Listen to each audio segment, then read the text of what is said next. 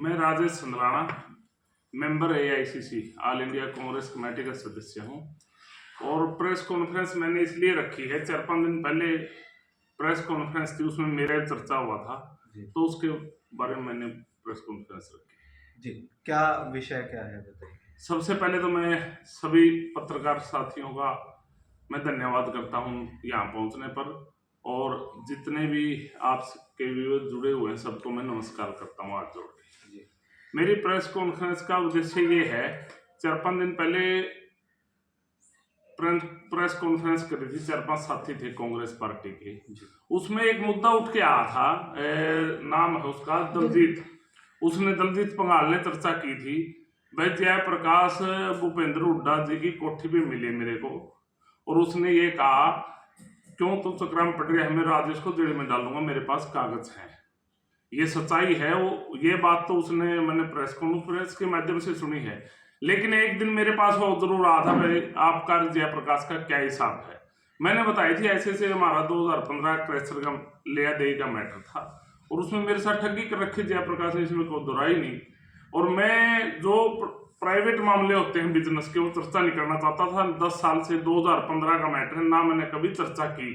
मैं पहली बार बता रहा हूं आपके माध्यम से जयप्रकाश जी को, भाई आपके पास जो सबूत है, कागज हैं। 2015 में हमारा क्रैशर का हिसाब होने लगा था, और जब ये निर्दलीय MLA थे किलायत से, और बीजेपी सरकार को इनका समर्थन था, तो ये सरकार में हिस्सेदार थे। जब भी अगर मेरे साथ मेरा कुछ नहीं कर पाए तो ये बरगलाने वाली बात मत करो कि मेरे पास कागज है मैं जेल में डालूंगा। राजेश ऐसे डरता नहीं, जो ये लकड़ बगे हैं डराने का प्रयास करते। राजेश किसी से डरता, परमात्मा से डरता है, और जनता जनार्दन से डरता है, या अपने माता पिता से डरता है। तो मैं ये बताना चाहता हूं, मेरा जयप्रकाश का क्रैशर के मैटर में मेरे साथ जयप्रकाश ने ठगी कर रखी, न कि मैंने कर रखी है। और मैं ना ऐसी बातें करता कि मैं उसको जेल में डालूंगा ना डालूंगा, समय आने पर मैं उससे हिसाब भी करूंगा, इसमें कोई दोहराई नहीं। और जो इतना भी मैटर हुआ है, मैंने बाहर गया हुआ था सिक्किम 28 तारीख से, मैं 3 दिन पहले आया हूँ। बरवाड़ा में भी चर्चा चली है, कांग्रेस पार्टी के वरिष्ठ नेता थे और एक्स MLA थे और साथी थे, काफी चर्चाएं चली है भाई कांग्रेस क्यों आ रही। मैं उस मुद्दे पे भी बोलना चाहूंगा। कांग्रेस हारने का सबसे बड़ा कारण है जयप्रकाश। और 5 साल पहले मैंने प्रेस कॉन्फ्रेंस से कई साथी पत्रकारों के माध्यम से 5 साल पहले से बोल रहा हूं, भाई ये जयप्रकाश चोर है, लुटेरा है, जहां जाता है वहां नुकसान करता है। लेकिन 5 साल पहले जो ये प्रेस कॉन्फ्रेंस के माध्यम से लगे हुए हैं ना, जयप्रकाश के बारे में बोलने लग रहे हैं, ये 5 साल पहले अगर मेरे पीछे खड़े हो गए, बोल देते ना राजेश सही है, ना तो ये सांसद बनना था, ना बीजेपी की सरकार बननी थी। ये सब सेटिंग थी, और कांग्रेस को डुबोने का काम किया है। जयप्रकाश जहां भी जाता है उस पार्टी को डुबोने का काम करता है। पहले देवीलाल के साथ रहा, देवीलाल ने इसको जमीन से उठा के सांसद बनाया और केंद्र में राज्य मंत्री बनाया। देवीलाल और चौटाला परिवार के पीठ में इसने खंजर घोंपा। बंसीलाल के पास गया, बंसीलाल के साथ इसने दगा कराया, उस पार्टी को खत्म कर दिया। अब कांग्रेस में आ रहा है, कांग्रेस में अपने बेटे के चक्कर में पूरी पार्टी को खा गया। आई हुई सरकार चली गई, कांग्रेस पार्टी की 70 सीट आनी थी और आज 37 सीटों पे है। ये सब कारनामा जयप्रकाश का है। एक सभा के दौरान सातरोड गांव में, आपने भी सुना होगा, सातरोड गांव में दीपेंद्र हुड्डा और जयप्रकाश मंच के ऊपर भाषण दे रहे थे, तो पब्लिक ने कहा भाई 70 सीट आएंगी। तो इस जयप्रकाश अपनी जुबान से बोलते, मैं झूठ नहीं बोलता, वो गांव वाले रहे, आपको पता है, बोले 70 की जरूरत को नहीं, 45 दे देना। बताओ कहां सरकार बनाएंगे। ये तो गद्दार है, जहां जाता है वहां गद्दारी करता है। कांग्रेस पार्टी के जितने भी बड़े लीडर हैं सबसे दगा किया, धोखा किया, सबसे बड़ा गद्दार है। और आपके माध्यम से वैसे एक ही बात और कहना चाहता हूं, ना तो मैं इससे लक्कड़ बग्गे से डरता ना दबता, मैं सच्चाई पे चलने वाला इंसान हूं। मेरे से टकरना तो आमने सामने बैठ के बात कर लेगा, प्रेस कॉन्फ्रेंस कर लेगा। मैं हिसार में रहता हूं, मेरे से बैठ के बात थाना तहसील कहीं चल पड़ेगा। ये ऐसी बरगलाने वाली बातें मत करे कि मैं कागज ले फलान ले रहा तो कर ले भाई। तू सरकार का हिस्सेदार था 2015 के अंदर, अब तक तेरे पे कुछ बनया नहीं। आज तक ऐसा कभी हुआ नहीं है कि आपकी चीज मैं बेच दूं। आप नहीं बेचने दोगे। फिर अगर मैं आपका सौदा बेच कर जेब में डाल लेता हूँ, आप कमजोर आदमी हो, मैं तो नहीं खाने दूंगा मेरा सौदा, कोई भी नहीं खाने देता ये। तो ये इस प्रकार की बातें, और को प्रश्न हो साथी बताओ। सर, आपने कहा ये सब सेटिंग थी, किससे सेटिंग थी और कैसे थी सेटिंग? सेटिंग अपने बेटे के चक्कर में पूरी पार्टी को डुबो दिया जयप्रकाश ने। बीजेपी से सेटिंग थी। आप जयप्रकाश की बीजेपी से हाँ, मैं बता दूं, अभी नलवा के अंदर अनिल मान हमारे साथी हैं, कैंडिडेट थे। जी। उस बेचारे के साथ तो ऐसा हो रहा होती, पीते भी है ना बोलने देते। ये और तो बोलना तो है, और तो बोल तो रहे हैं, हमारे साथ दगा हो, बेचारा बोल भी नहीं रहा। आप पूछ लेना, लोकसभा चुनाव में अनिल मान ने नलुआ का सारा खर्चा जयप्रकाश का उसने उठाया, और जयप्रकाश ने किसकी मदद की अनिल मान बता देगा भाई हमारा। तो जितने भी बीजेपी कैंडिडेट थे 95-32 वोटों से आ रही है कांग्रेस, और जो निर्दलीय लड़ने वाला था वो किसका आदमी था?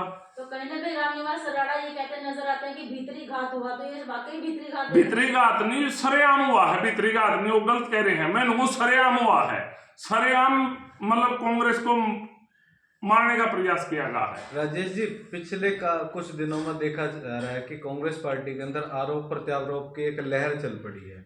इस दौरान देखा जा रहा है कि जेपी के खिलाफ ये लहर चल रही है, तो कहीं उसी बहती गंगा में आप अपने हाथ तो नहीं धो रहे, या फिर आपके जो आरोप आप जेपी के ऊपर लगा रहे हैं उसके कुछ सबूत भी आपके पास है? देखो ऐसा है, मैं एक बात कहना चाहता हूँ, बहती गंगा में तो वो तो बेसंगा हाथ धो रहे हूँ मैं। तो आपने पहले मीडिया के माध्यम से सुना है जयप्रकाश के बारे में 5 साल से बोलता है, नहीं बोलता रहे, सुना होगा आपने। लेकिन वो अब समझ में आ गई ना, अब हिसार के लोग बोलने लग गए उसके खिलाफ। मेरी बात को अब वो कहने लगे वो राजेश सत्य है।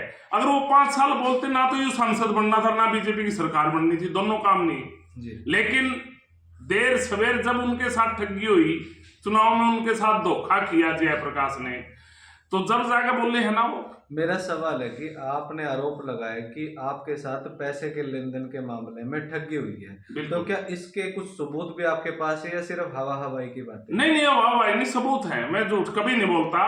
हमारी खाप 14 गांव उसके खरक पांडु में पंचायत लेके गए थे, पंचायत में फैसला हुआ था, बेकायदा पंचायत का, हमारे 14 गांवों की पंचायत का लेटर हेड पे लिखत है जो हमारा हिसाब हुआ। मैं कभी झूठ नहीं बोलता, ऑन रिकॉर्ड है, रिकॉर्ड भी दे दूंगा आपको। और मैं दोहराता हूं कि ये क्या कागज कोगज की किसी को बरगलने बातें मत करे। राजेश हिसार में रहता, हरियाणा में, को विदेश में रहता, सीधा टकरा ले भाई, है तो हिम्मत। राजेश ना डरता ना दबता। जयप्रकाश एक ऐसा इंसान है, दिन में चौटाला परिवार को गाली देता था, रात के उसके पैर पकड़ के आता था, बोले मैंने राजनीति करनी है जी, मेरी राजनीति जिंदा रह जाएगी। वो तो ऐसा कायर कमजोर आदमी है। राजेश ऐसा आदमी नहीं है, ना थूक का चैटर, जहां टक्कर धमकी है, जहां जिसको दुश्मन मान लिया था वो दुश्मन रहेगा। रात को छुप के उसके घर नहीं जाएगा, मेरी से गलती होगी। मैं तो स्पष्ट बोलता हूँ, स्पष्ट कहता हूँ। सुनने में बताइए सर, ये बताइए कि जयप्रकाश ने चौटाले के आगे बंदूक भी लगाई थी, ऐसा कुछ सुनने में आया था। क्या लगा? इलेक्शन के टाइम में जयप्रकाश ने चौटाले के आगे बंदूक भी लगाई थी, वोटिंग के टाइम में। पता नहीं, वो तो उनका मैटर है, ये मैंने तो सुना नहीं कभी इस प्रकार की। मैं झूठ की तो बात नहीं करता, बंदूक मैंने कभी ये बातें नहीं सुनी है। जी सर, किस तरह का लेन देन था? क्या आप पैसे मांगते थे? कितने पैसे आप उनसे मांगते थे? और बच्ची हुई थी? वो हमारा क्रेशर था दादरी के अंदर, इकट्ठा था, इसके भांजा का नाम इसने करा रखा था। हम 50-50 के पार्टनर थे। जितनी क्रेशर की पेमेंट आती रही ये अपने हिस्से की लेता रहा। जब नाम कराने की बात आई, जब आंख दिखाने लग गया। ये तो इस प्रकार का मामला है। राजेश जी, कितने करोड़ों का लेन देन था? कितने धोखाधड़ी हुई? क्या मतलब कितने करोड़ रुपए आप उनसे मांगते हैं? वो तो लिखत है मेरे पास, जितना भी जो भी हमारा हिसाब है, मीडिया सामने सारा तो बोल लेना था। राजेश जी, आपका लेन देन का मामला आ लिया, सब कुछ हो लिया, क्या आपने आरोप लगाए कि उन्होंने सरकार जाने में जो है ना कुछ न कुछ गड़बड़ करी, वे कांग्रेस सरकार का मुंह देखना पड़ा, तो क्या इसको लेकर आप आईसीसी मेंबर भी बताते हैं अपना आपको? क्या ऊपर हाईकमान को भी आपने लिखा पड़ी की? मैंने हाईकमान को लिखा पड़ी की। एक वीडियो है उसके भाई की, देखी होगी आपने, अब दिखाऊंगा, देख रखी सबने, रणधीर सिंह दी राखी। वो जातिगत शब्द नहीं बोल रहा, आपने देखा होगा। वो कितने अभद्र रूप से जातिगत शब्दों का प्रयोग कर रहा है, जात का नाश हो जाएगा, फलाना हो जाएगा। तो सरकार एक जाति से सरकार नहीं बनती। हम 36 जाति को साथ लेके गुलदस्ता सजा के चलते हैं जब सरकार बनती है। उसने जातिगत बातें की है। ये वीडियो तो आप बाद में आओ तो सारा उस टाइम वायरल हो गया ना, नारायण में क्या हुआ, आपने वहां का वीडियो देखा होगा। ये सब एक गैंग थी और इस गैंग ने अपने अपने चक्कर में और पार्टी को खत्म करने का काम किया और कांग्रेस को हराने का काम किया मिलकर। मतलब 9 के 9 जिस तरीके से हल्के थे, सभी हल्कों में कांग्रेस हारी है। आप मानते हैं कि उस वजह से आ रही है, उनकी वजह से आ रही है? बिल्कुल आ रही है, सरेआम आ रही है। अपने बेटे के चक्कर में पार्टी को डुबोने, कांग्रेस को खत्म करने का काम किया।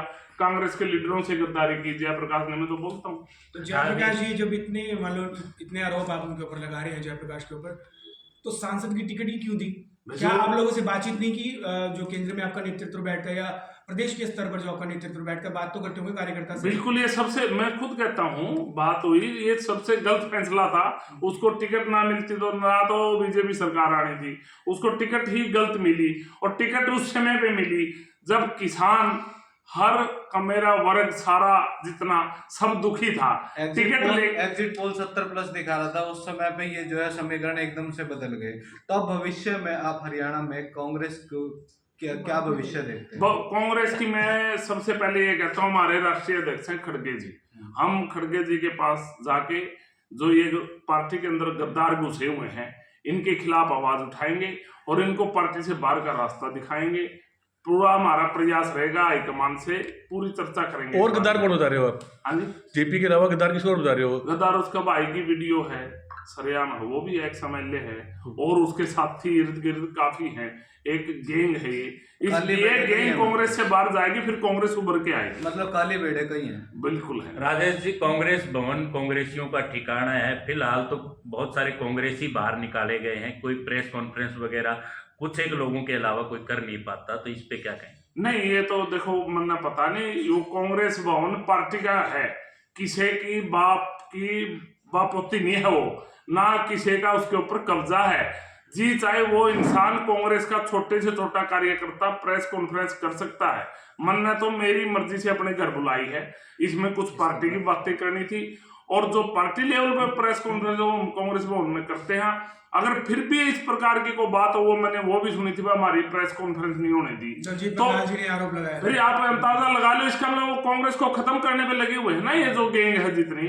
तो इस गैंग को कांग्रेस से बाहर करना पड़ेगा और सभी साथियों में तहे दिल से धन्यवाद करता हूं। गैंग का आप जिक्र कर रहे हैं, नाम की वीडियो का भी जिक्र कर रहे हैं। उस वीडियो के अंदर ऐसा क्या है जिसको लेकर के जो है उसके बारे में थोड़ा सा? उसमें जातिगत टिप्पणी थी, आपने देखा होगा। क्या कहा गया है? SC कास्ट पे बोलिया गया था सीधा, कुमारी शैलजा के खिलाफ बोला गया था। तो वो शैलजा जी के खिलाफ बोला गया। तो इस प्रकार की बातों का देखो नुकसान हुआ है, उससे हमारा SC वोट खिसका है। और जो रणधीर की वीडियो है उससे भी हमारा नॉन जाट वोट खिसका है, बैकवर्ड समाज का वोट खिसका है। इस प्रकार की ये सब पार्टी को नुकसान करने वाली बातें थी। और आपके माध्यम से मैं तो हाईकमान को विनती करता हूं, ऐसे लोगों पर कार्रवाई करें और पार्टी से बाहर का रास्ता दिखाएं। क्या लगता है जो जिस तरीके से उन्होंने टिकट ली, सांसद की जो टिकट मिली, क्या वो भी कोई दबाव और राजनीति करके अलग तरीके की दबाव दे करके टिकट ली गई है? कुछ न कुछ तो मैटर था, ऐसे गंदे आदमी को टिकट दे दी, इस पर हिसार लोकसभा का नाश कर दिया। यहाँ तो एक अच्छे कार्यकर्ता को दे देते, वो भी जीता, लहर में है, लहर में जीते हैं वैसे जीते। अगर किसी के सर को हो मैं यहाँ दोबारा सांसद बन जाऊं, एक बार इस्तीफा देकर दोबारा फार्म भर के देख लो, 5000 वोट आ जाए। तो अगर निर्दलीय अगर खड़े होते तो वो नहीं जीते। 5000 पर्ची आ जाए, आगे समय बहुत है, भर के देख लेना, लड़ा लेना, 5000 पर्ची आ जाए। धन्यवाद।